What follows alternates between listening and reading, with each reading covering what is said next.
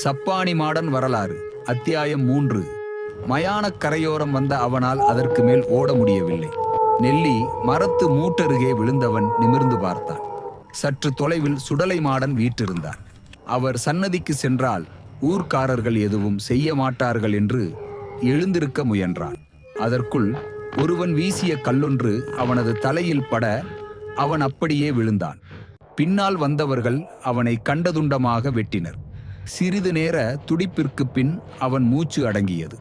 விஷயம் கேட்டு கதறியபடி ஓடி வந்த கோட்டியப்பன் மகனின் உடல் பாகங்களை ஓலை பெட்டியில் எடுத்துச் சென்று மயானத்தில் வரிசையாக அடுக்கி வைத்தார். அவனுடைய வலது முழங்காலுக்கு கீழே துண்டாடக்கப்பட்டிருந்தது.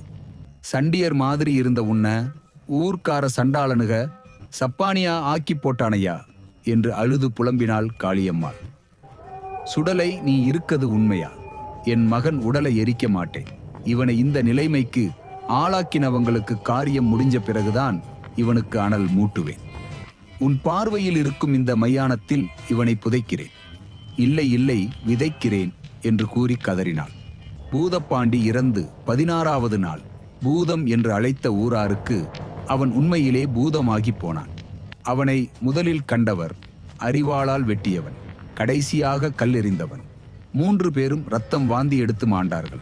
தொடர்ந்து நள்ளிரவு நேரம் வீட்டுக்கு முன்னின்று அந்த வீட்டுக்காரர்களை பேர் சொல்லி உறவினர்கள் அழைப்பது போல் இருக்கும்.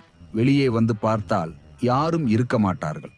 மறுநாள் முதல் அவர்களுக்கு ஏதேனும் நோய் வந்து படுத்த படுக்கையாவார்கள். பட்டப்பகலிலும் நடந்து போவோர் வருவோர் வண்டி கட்டி என செல்வோர் மீதெல்லாம் எங்கிருந்தோ கல் மண் கட்டி என் விழும். இந்த நிகழ்வுகள் 41 நாட்கள் தொடர்ந்தன. அந்த 7 ஊர்காரர்களும் அவதிப்பட்டனர். காத்திருங்கள். அத்தியாயம் 4ற்கு நன்றி.